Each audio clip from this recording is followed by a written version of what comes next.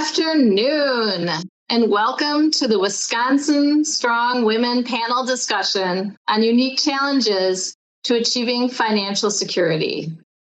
Thanks to all of you for taking time out of your lunch or your day to join us. I think we have over 850 people that have registered. I'm Kathy Blumenfeld, Secretary of the Wisconsin Department of Financial Institutions, and I'm so excited to be here with all of you today. This is a topic that I am deeply passionate about. I was fortunate enough to have strong female role models in my life that helped instill the importance of financial capability and financial independence in me at a very early age. My grandfather died very young, forcing my grandmother very abruptly as a single parent of four to take control of her family's finances. It was so important to her that I be financially independent, and she taught me so much. She let me help her manage her finances by showing me how to pay bills. I got to lick the envelopes, showing me how to create a budget. She helped me create savings goals and helped me work towards them. And later, she even taught me how to pick out and buy stock. This experience inspired me to become a certified public accountant, a CPA, because I enjoyed helping people with their finances and achieving what she called the art of the possible. Before we start today, just a few housekeeping items. I'd like to let everyone know that this presentation is being recorded. And additionally, if you need technical help, use the chat feature in WebEx. We have people standing by. And if you have questions about our topic today, please email them to the email, both in the chat and it's the ETF's Wisconsin Strong email mailbox. So why are we doing this panel? This panel is a part of a series of Wisconsin Strong events and learning opportunities focusing on women. Wisconsin Strong is a new financial wellness program created for Wisconsin retirement system members through a partnership between the Wisconsin Department of Financial Institutions and the Department of Employee Trust Funds. Also, we all know that women face greater challenges than men in obtaining financial security. A recent report by the Government Accountability Office, the GAO, reported that women 65 and older have less retirement income than men, and nearly twice as likely as men to be living in poverty.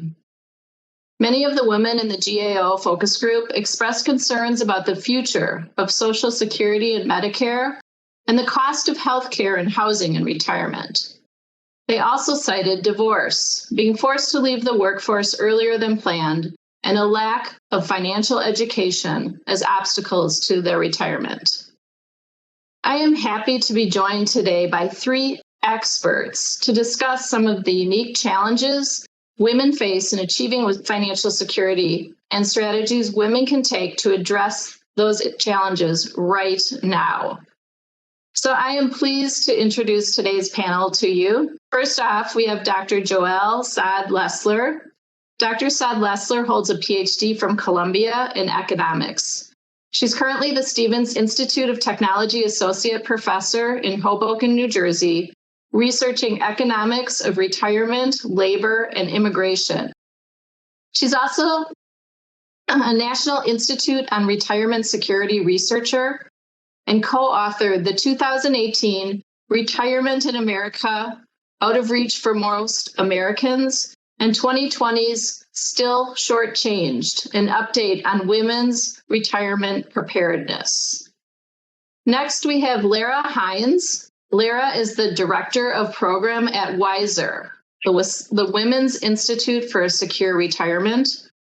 WISER, a nonprofit organization which began in 1996, works to help women, educators, and policymakers understand the important issues surrounding women's retirement income. Lara received her Master's of Science in Social Work from Columbia University and holds a degree in psychology and sociology from the University of Rhode Island. And last but certainly not least is Amy Crow from the Wisconsin-based Summit Credit Union. Amy provides financial literacy education for Summit Credit Union She holds a degree in communications from UW-Stevens Point, and her tasks at Summit Credit Union include, and many of you have probably seen these commercials on TV, overseeing Project Money and Project Teen Money, financial educations, and these are real-life coaching and behavior changes. So with that, let's turn to our topic, our first topic. As noted earlier, women are far less prepared for retirement and far more likely to end up in poverty in old age compared to men. Joelle, you have done quite a bit of research on this topic. What have you learned? So, Kathy, thank you for having me, actually. Very glad to join the panel. I'm going to be speaking mostly from the latest report that I co-authored for the National Institute for Retirement Security, and that was released last year. And the main findings in that report, if you'll flip to the next slide, if you don't mind. So I wanted to just share with you some of the key findings and then some more slides that talk a little bit more in depth. Essentially, what we're finding is that women age 65 and older live in households with a lower median retirement income than those for men, right? 83% lower. So that's basically, they're not doing as well as the men and when they're age 65 and over. And then digging a little deeper to try to figure out why it is. Essentially, things that we kind of knew all along, which is women don't make as much money as men. And so if they're earning less than men necessarily, then even if they're saving part of their earnings, let's say it's the same percentage, it's the same percentage of a smaller base. So necessarily they're going to be saving less for retirement. In addition to that, because women live longer than men, they are more likely to, past the age of 80, we see a steep decline in their income. They're more likely to be widowed, and widows do worse than couples households, because if you have more than one person in the household, they kind of can share and they can buffer each other. But there's one person, it's much harder. So since women live longer, they are more likely to be widows. And then one thing that's not in this slide is also we're going to talk about caregiving and the fact that women are more likely to be caregivers, and that actually hurts their ability to save for retirement. So perhaps we can go to the next slide so I could show you more detail on some of the data that underlie these findings. So in the next slide. Joelle, I just want to interrupt. People are having a little bit hard time hearing you. Could you put your mic a little bit closer to your headset if you're able to, or you're just cutting in and out just slightly, I think. And on our sound check, you were doing quite well. So we've just gotten some feedback regarding that. Is this better? Much better. Yes. Thank you so much, everyone, for letting us know. We really do appreciate that. Okay. Thank you, Amy. Sorry about that. So perhaps if we can go to the next slide, I'm going to be reiterating some of the points I made anyway. So again, what we're finding is women tend to have lower income than men. Here, what you see is the whole income distribution. So for people making $80,000 or more, you have 22% of women in that range compared to 30% of men. Whereas if you look on the lower end, right, for people making less than 20,000, a lot more women are in that range, 19% compared to 13% for men. So this basically just is telling us women earn less than men. And if they earn less than men, then when they're saving for retirement, they're saving off of a lower base. So they're going to be able to put away less money than men can. In the next slide, we see not only that, but if we break up the sample by those who do save for retirement in defined contribution accounts compared to those who do not. So even that, kind of a smaller group of people who save for retirement, and you see this is exactly what we were saying just now.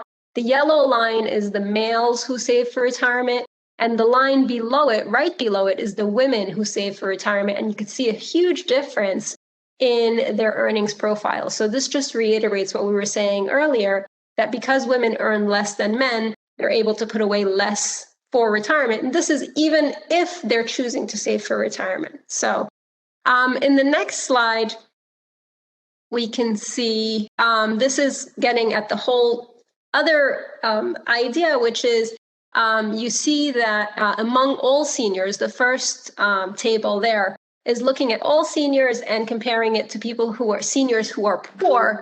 And what you find is that poor seniors are more likely to be widowed and also divorced, right? They're more likely to be poor.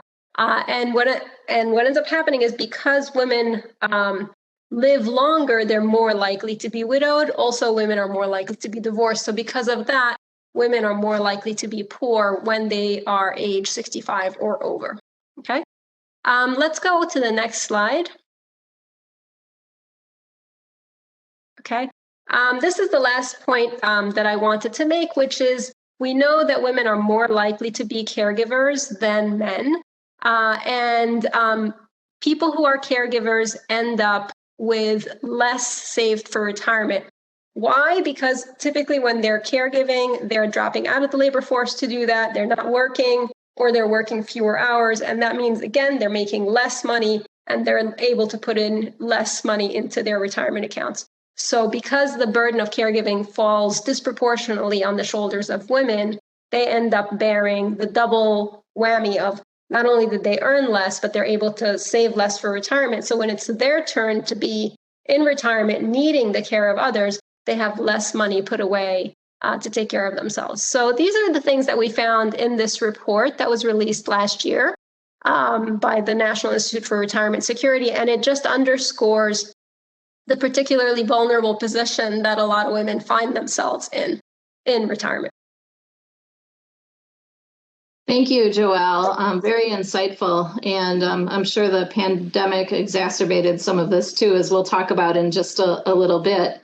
Let's turn to Lara. Your work with Wiser focuses on helping women achieve a financially secure retirement. What are your thoughts on this?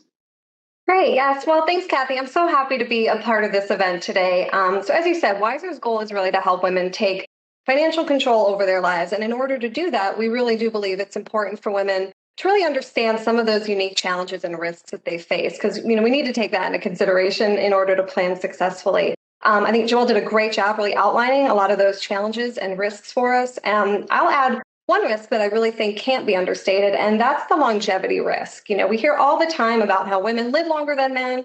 And it's true. If you look at that population of those 85 and older, women make up 67% of that population. But many of us don't really think about what does that mean for our future. We tend to really drastically underestimate how long we're going to live and what kind of a financial risk that poses. So, some of the risks of living longer, well, you might, for starters, your savings may not be able to keep up with inflation. You may outlive your assets. You're more likely to experience widowhood or living alone at some point. And finally, we know healthcare costs go up the longer we live and tend to consume a bigger part of our budget. So, we really encourage women to take a long view when planning for retirement. Look at your family health. How long have family members, and especially women in your family, live? According to Social Security, a woman turning age 65 today will live on average for another 21 and a half years to age 86 and a half. But that's only the average. Many women are going to live well beyond that. So to be safe, we really should be planning to live to be age 90 or longer. And there's actually a lot of free, great online tools that can help with this. They're called longevity calculators. One that we really like is called livingto100.com. Just takes about 10 minutes to complete. And I'll admit it can be a little bit of a strange experience to put in these answers and then get this age thrown back at you, telling you how long you're going to live. But it really does help drive that point home and give you an idea of how long you really need to be planning for. And if you do the exercise, it at least gives you a number that's a little more personalized to your situation.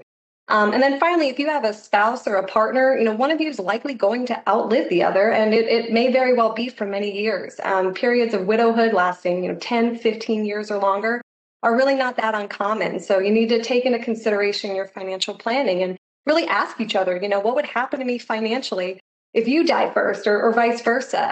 It's certainly not the most uplifting conversation to have, but it's a really important one. And it's certainly not something that you want to be thinking about, when it's too late. So with that, I'll hand it back. Great. Thank you, Lara. Great advice and important things to think about as well. So Amy, you work as a financial education specialist for Summit Credit Union. What is your perspective on all of this?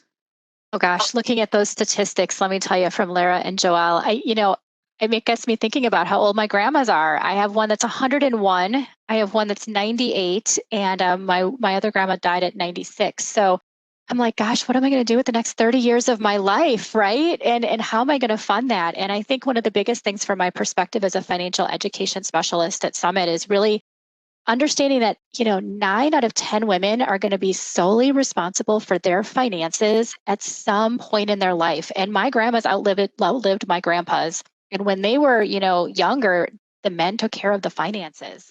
So it's super interesting for us to be able to be like, I can learn about investing.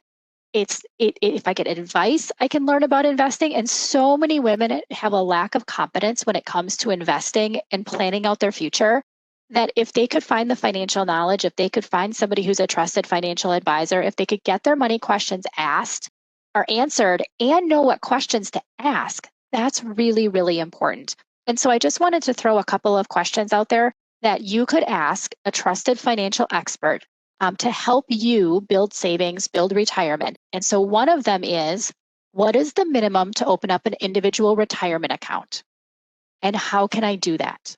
That's a fantastic question. What is the minimum to open up an IRA, individual retirement account? Also, what's the minimum to open a money market account? Those are going to earn larger interest rates than a regular savings account.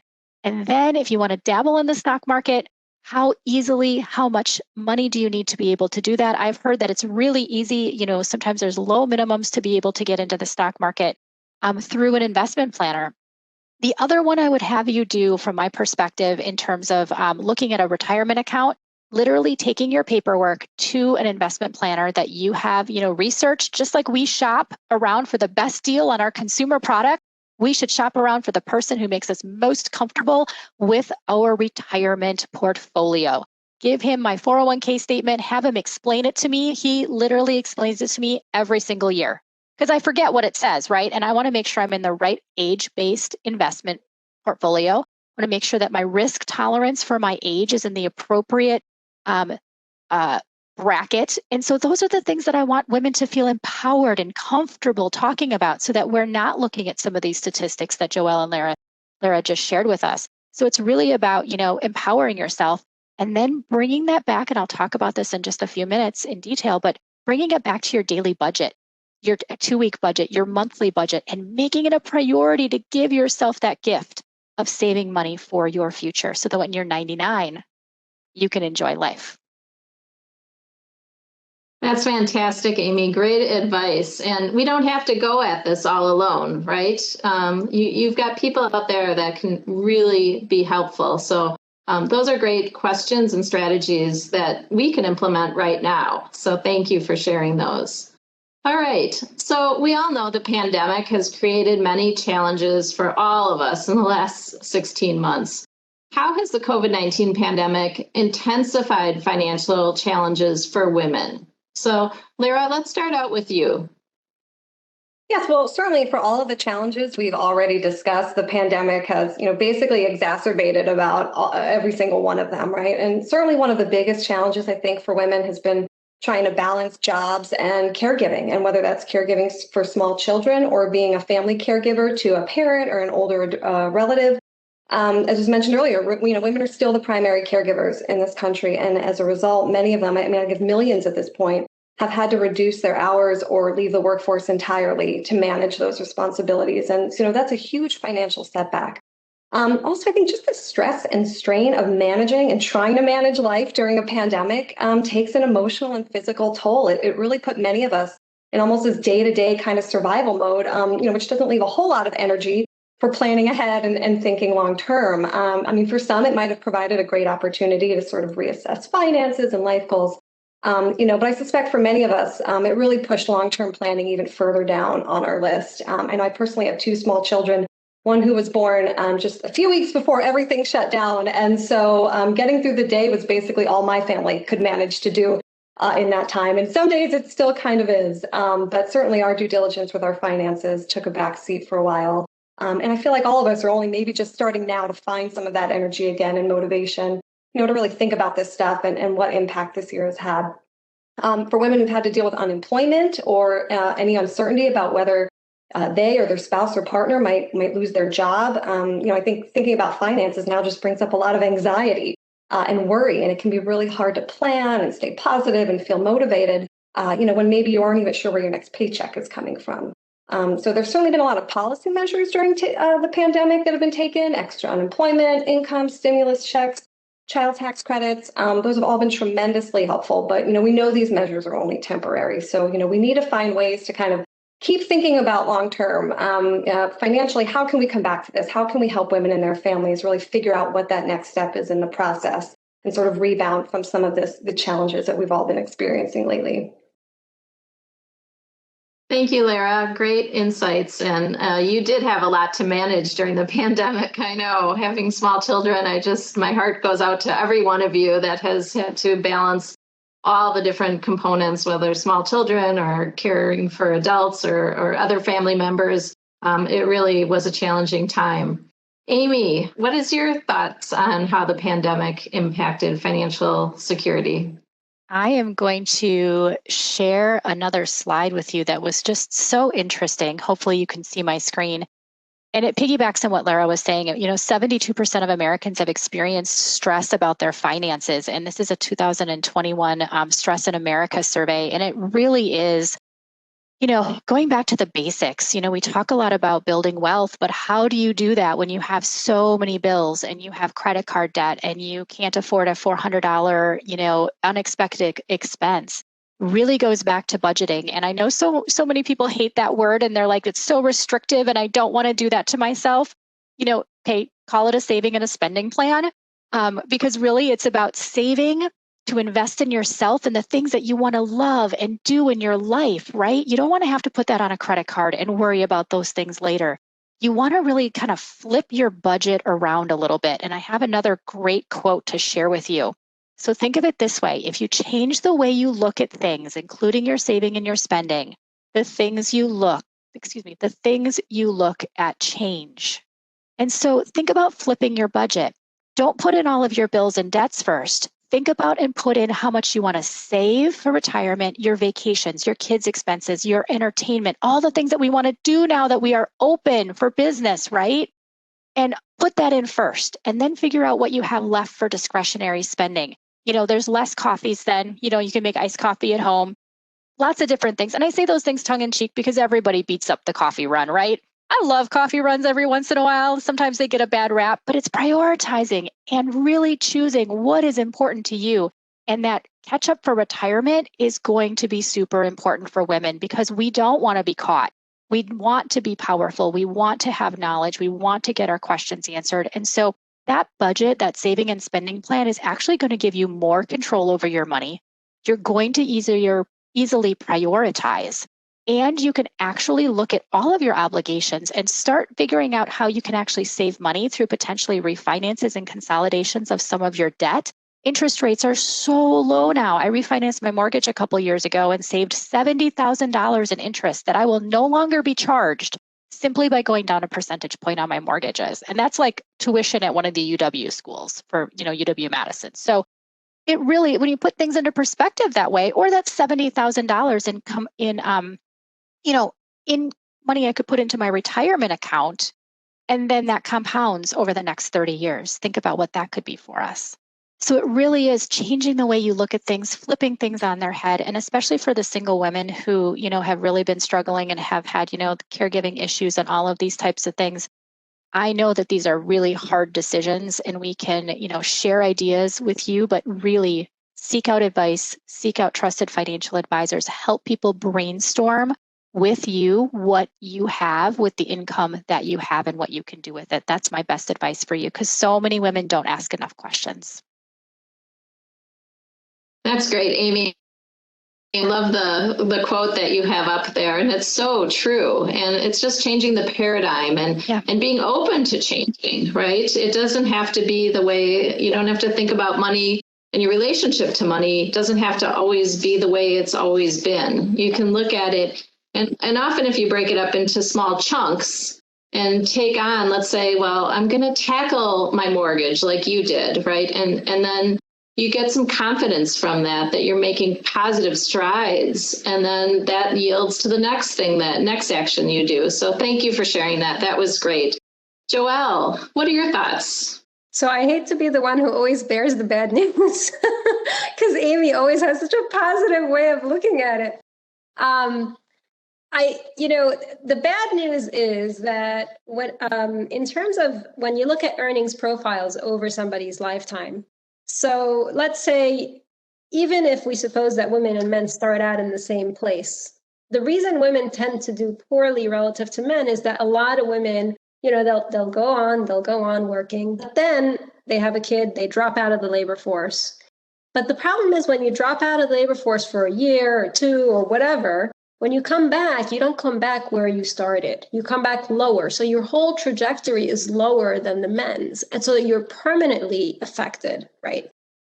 So just thinking about that and thinking about this past year, how many women actually left their job to take care of whatever they needed to do. And now they're going to have to find another job at a lower pay, probably, I just came across a study this morning about how women are more likely to accept the first offer very quickly. So that means they don't negotiate as much. And so then again, it reinforces this idea they're going to come back to a job with a lower pay, and that's going to put them on a permanently lower trajectory. And so that just reinforces how important it is for women to think about retirement, to think about putting themselves on a positive, path. We need to save to take care of ourselves when we're older. And I just, since here's my tidbit, even if it were even $5 a day or even $2 a day, just transfer from checking to savings for a dedicated savings account. And you will see after 30 days, if you save $2 a day, that's $60. 2 months, that's already $120. Think about for a whole year's worth, if it's $2 a day. Now considering how many Americans don't even have enough saved to be able to deal with a $400 emergency. So if you did that, if you even put away $2 a day consistently, right, in a disciplined manner, so then all of a sudden you're able to deal with something like that. So that's just like my positive 2 cents. But otherwise, Thank you, Joelle. And, the automatic savings is so important. And actually, as part of the Umbrella Wisconsin Strong program that's bringing this webinar to everyone today, a component of it is called Wisconsin Saves Automatic Savings Pilot. And it's really encouraging people to do that automatic savings and set it and forget it so that you don't even have the opportunity to spend it, right? And establishing emergency savings is really a very important short-term goal. So great work and great tidbits there as well.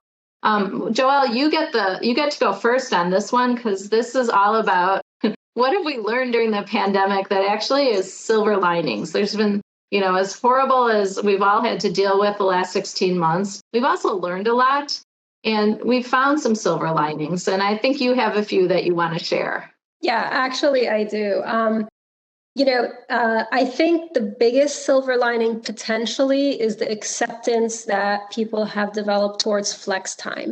And that is huge for women. I know so many women, when we're having kids, it just becomes so hard to maintain that full-time job while taking care of whatever you need to at home. And a lot of women say, you know what, forget it. I can't deal with it. It's all or nothing. And so then they just, leave it behind and move into just full-time caregiving. And like I said before, they pay a very steep price for that later on. With flex time, it allows a lot of women to say, you know what, I can try to manage both. Maybe I can take care of the kids during the day and do my work at night when they're sleeping. Maybe I can accommodate. And the employers start to think in terms of, you know what, it's not about the person being in the office 9 to 5, it's about getting the job done. And what this past year has shown a lot of employers is that people can do work and can achieve very good work when they're working from home. So being home does not mean that the worker is slacking off. You could see that the worker did their job. So I think the potential for flex work to become a lot more accepted. A lot of employers are not requiring their employees to come back into the office 24, basically 5 days a week. A lot of them are moving into 4 days, maybe 3 days. Again, these are all trends that are very, very positive for women. And again, to the extent that women can stay in the labor force and not have to drop out, that means their trajectory can stay growing without having to take that nasty dip. And that allows them to be able to save for retirement. By the way, one last thing. A lot of women don't qualify. They're not eligible to join an employer's retirement plan if they're part-time. So to the extent that they're able to work flex time without having to switch to part-time status, that also allows them to be eligible for a retirement plan, which allows them to save and get that matching contribution. So that's something to think about as well. And that's a really important point. Thinking back to your earlier graph, we've got to get that green bar up to the yellow bar, right? We've got to get more people engaged in retirement savings. So very good. And flexibility is so important. I know as a working mom of 3 kids, that flexibility, I was fortunate to have a lot of flexibility in my job. And that was worth gold to me in my career, is having that flexibility. And I do think that the pandemic has really shed light on you can be flexible and I think people were more productive in a lot of ways during the pandemic. So that's great. Now, Amy, if you can be even more positive on silver linings, I don't know, you are always the face of sunshine. So tell us what silver linings you found during the pandemic. Oh, Kathy, that's so sweet of you. Well, you kind of have to be all, cheery about money because it's such a taboo topic. People are so stressed out about it. And really, when you put your plan in place, you can just work the plan and you feel a lot more comfortable and you have a lot more confidence. And so wanted to piggyback on something somebody said before I talk about silver linings is even if you do not have access to an employer-based retirement fund, you can open up an individual retirement account at a bank or a credit union. You can be in the stock market either through a financial planner or through an IRA. So there are other options for you to be able to save for retirement outside of that employer-sponsored plan. And not many women really realize that it's super easy to be able to open up an individual retirement account at a bank or a credit union. Just give them a call. Sometimes you can do it online. And so it's just call them and ask. So the silver linings, let me talk about this for a second. I know so many people, have unemployment. They've lost their job. A spouse has lost their job. They've been really struggling. But for the people who've been able to do and keep their full-time jobs, we haven't been able to spend much money, although Amazon has gotten a lot of my money over the pandemic. The delivery truck comes in a couple of times, a month. But really, we've gone without a lot of things that was our discretionary income for so long. And a lot of these things are our budget busters. The entertainment, the kids' activities, our regular activities for being social with our friends, the YOLO, you only live once, the travel, all of that type of stuff. The silver lining is now you don't have to open up the purse strings wide open right away because we have not been spending the money. So some of us might have money sitting in our savings accounts that we don't know what to do with. That's when you start calling your financial institution, asking them if you have enough of a minimum deposit to put into a money market or a certificate of deposit to earn more interest. So you're not just putting that and keeping that in that savings account. And then the other option is to open up other savings accounts to stockpile money for specific things, not just keeping it in one account. A big tip that I have for you too in the silver lining is you have an amazing opportunity to redo your budget. What does it look like now? What did it look like during the pandemic? What did it look like pre-pandemic? And what's it going to look like now? You have the opportunity to reshift now, start from scratch, and put savings for retirement as part of those number one things that you want to do. And don't even factor that in, like you were saying, the automatic payments. You're just going to do less with the entertainment or figure out how to do it for free and become more thrifty, right? So redoing your budget, easing back into it, planning strategically for the things that you want to do, I think is really going to serve us and really be a silver lining for us because we'll be able to plan better and we won't be so encapsulated in this consumer-driven society where we have to keep up with the Joneses. We can just keep up with ourselves. Great advice. And, it's so true. We all modified our lifestyle during the pandemic, and we've learned so much of what was important. What do we truly miss? And what were we just doing because we were doing it kind of unconsciously? So being intentional about creating a new budget with what you learned and not just snapping back, I think is really important. I know personally I'm going to focus on that too as I think about our post-pandemic budget as well. Well, let's turn our discussion now on how women can take charge of their financial future. So let's talk about Social Security, which is extremely important to women's financial security. I didn't think about this until we started planning for this event, but some people call it the she session, where we lost 3 million women in the workforce during the pandemic. So I thought that was an interesting term that I hadn't heard. And the impact of women, just from a Social Security standpoint, of not being in the workforce. So Lara, what are some strategies that women can take to maximize their benefits related to Social Security? Yes, absolutely. I love this topic of Social Security. Not a lot of people probably can say that, but I love being able to talk about this because it's such an important system. It's such a key piece of the retirement puzzle. And this is especially true for women. I mean, we know Social Security was never meant to be the sole source of retirement income, but it is still a very fundamental and foundational source of income for many older Americans. And in fact, almost half of elderly unmarried women receiving Social Security do rely on it for 90% or more of their total income. And so this is why it's really, really important that we all understand at least the basics of how this system works, because we rely on it so much. So one of the best ways to get started, if you haven't already, is to sign up for your online Social Security account. You can do that on the Social Security website at ssa.gov. Some of you may remember getting paper statements in the mail. Those have kind of gone by the wayside for most workers. So getting your online account set up is really your best way to access that information. And you can get a lot of useful information there, including what an estimate of your benefits, future benefits may be. And it certainly doesn't matter your age. Everyone should absolutely sign up for their online Social Security as soon as they can. You can use it to continuously check your earnings record that Social Security has on file for you. Make sure there are no errors, which does actually happen. I found an error on my own record that I had to correct, but certainly that can impact your benefit. If they've got you making a lower amount one year than you did, that's going to impact your benefits.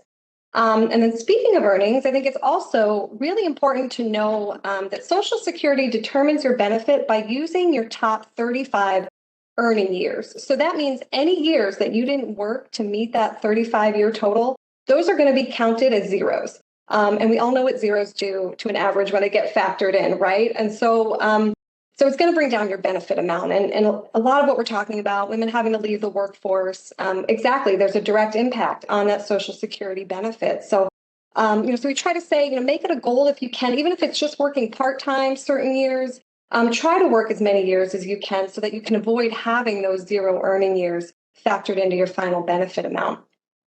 And then perhaps most important is to really learn about the different options you have for claiming your benefit well before you plan to actually do so.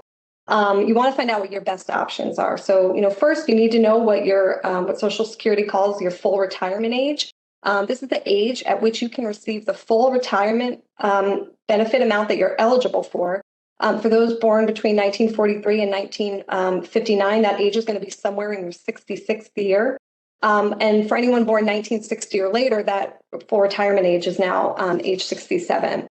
You can start claiming your benefit before you reach that full retirement age. You're eligible to start claiming benefits at age 62. But you need to know that if you claim early, you're going to get a reduction in your benefit, and that reduction is going to be permanent and it's going to be for life.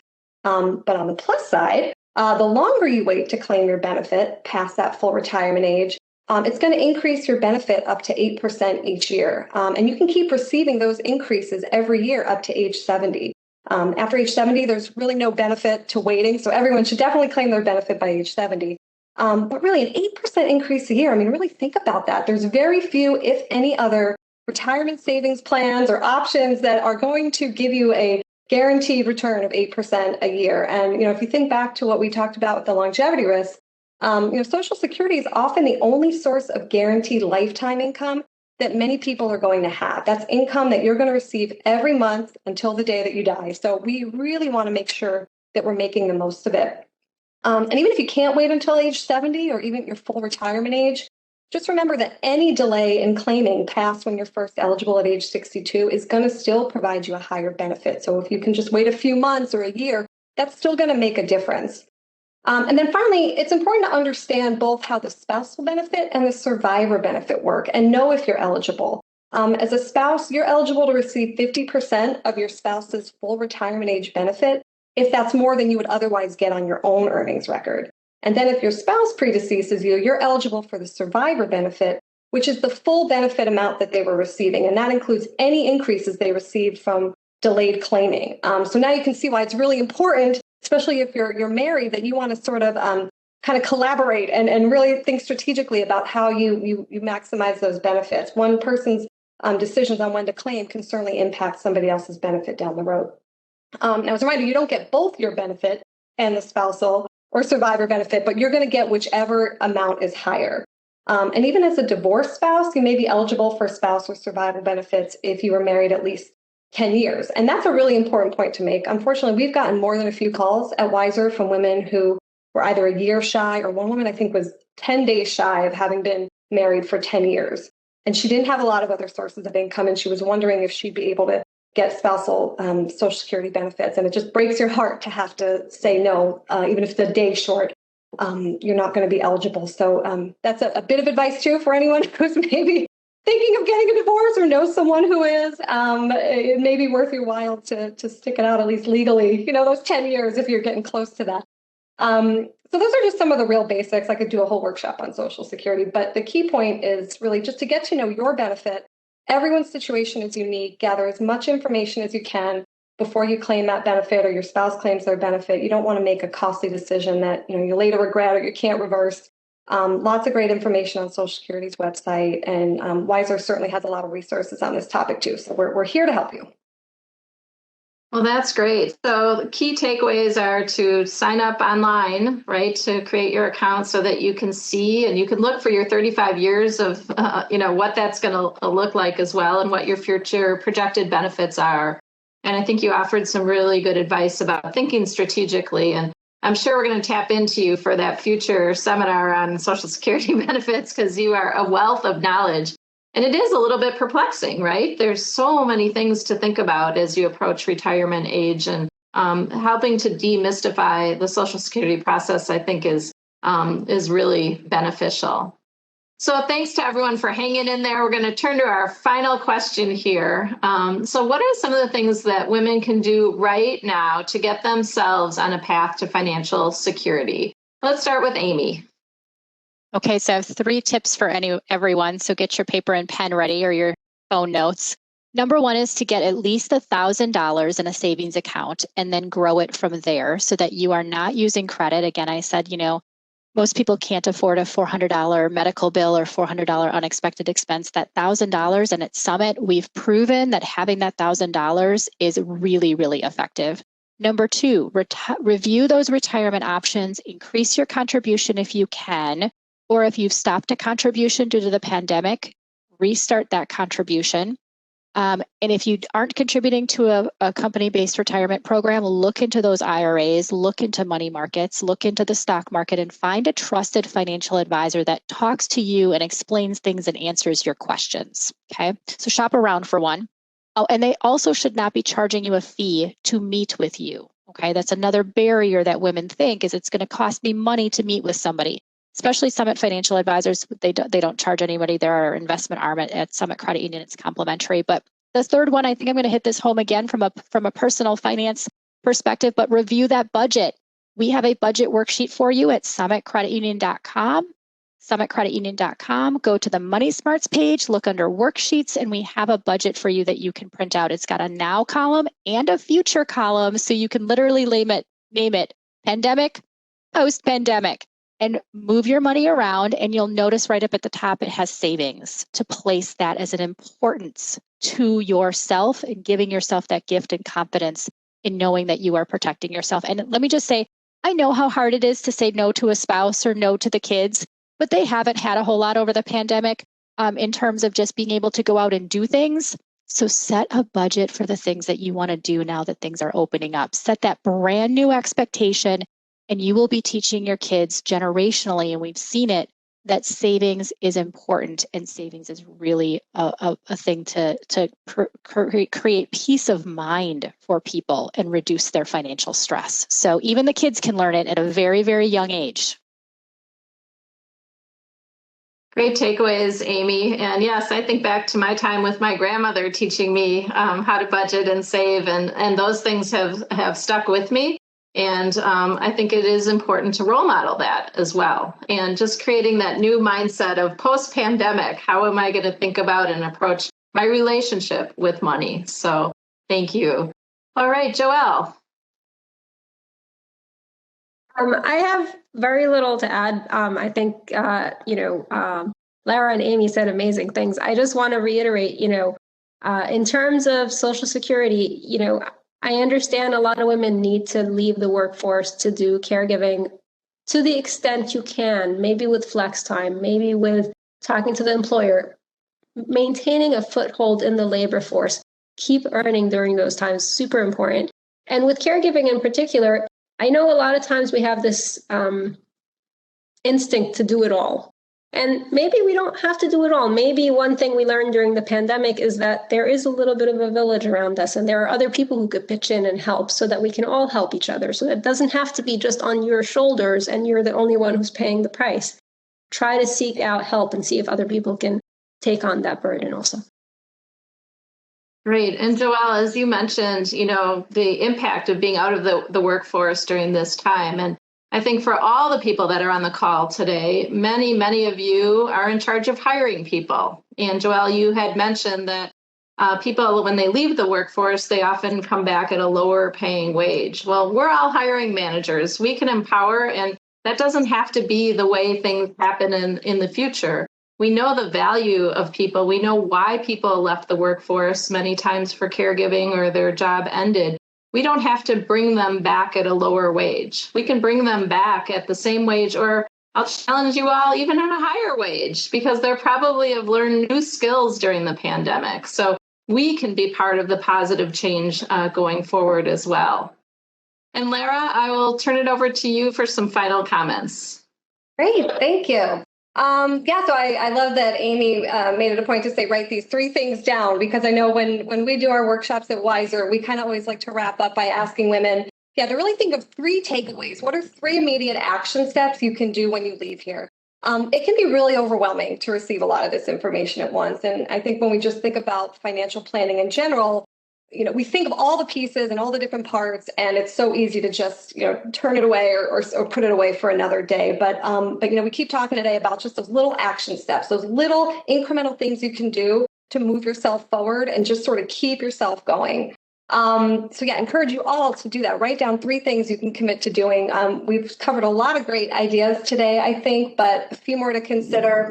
One would be, getting more involved in the family finances. And this is especially important if someone else in your household is primarily managing the long-term finances. I think we find, especially with women, even if they are more involved in the day-to-day management of money and budgeting, they're not always maybe the ones who are more involved in the long-term investing and the long-term planning. And as you mentioned, Kathy, your grandmother's generation, many of them, had nothing to do with the finances. But there's even studies now that show a lot of, millennial women are leaving more of those responsibilities to their spouse. So make a plan, sit down with your spouse or partner, kind of list out all those different retirement savings accounts that you have, so that you both have knowledge of, what are those accounts, how much is in there, and certainly how to access it. I mean, everything nowadays requires a password, right? So if something were to happen to somebody else, do you know how to access those accounts? Where's that information? If you have an employer-sponsored plan, maybe see if you can commit to increasing that contribution by 1% this year. See if you can make that work. And if you don't have an employer plan, Amy's provided some great ideas and ways to think about how you can continue to save and invest, even if you don't have that option. I mentioned the Social Security account. That's a real easy one if you haven't done it, a real easy action step to go on and sign up for that. And if you have, maybe go back and check it again. I'll add one other point that is a reason to sign up is there have been instances where folks have gone to sign up for an account and have found out that their account has already been set up, which is certainly an indication that there's been some sort of fraud that has happened. And so if for no other reason, get your account signed up so that nobody else can do that on your behalf. And then if you really don't know, I think Amy touched on this too, a lot of women maybe don't feel comfortable with investing or the terminology, or they just don't have that confidence. And if that's the case for you, commit to learning the basics. Obviously, Summit Credit Union has lots of resources. Wiser has lots of resources. We like to say you don't really have to be a financial genius to make good financial decisions. Really good basic information can go a long way, and then you just gradually build from there. I'd encourage women to share this information with each other. This is not a topic we often talk about, but now that we know that as women, we're at the other end of that age spectrum. It's going to be us. And so let's kind of help each other get there. And then finally, I'd just add, don't get discouraged, especially after this year we've all had. We all deserve a high five just for kind of getting through so far.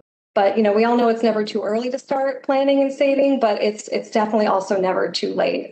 We make financial decisions every single day of our lives, and so there's always opportunities to take action and to learn more and make changes to really help us all build a stronger financial future.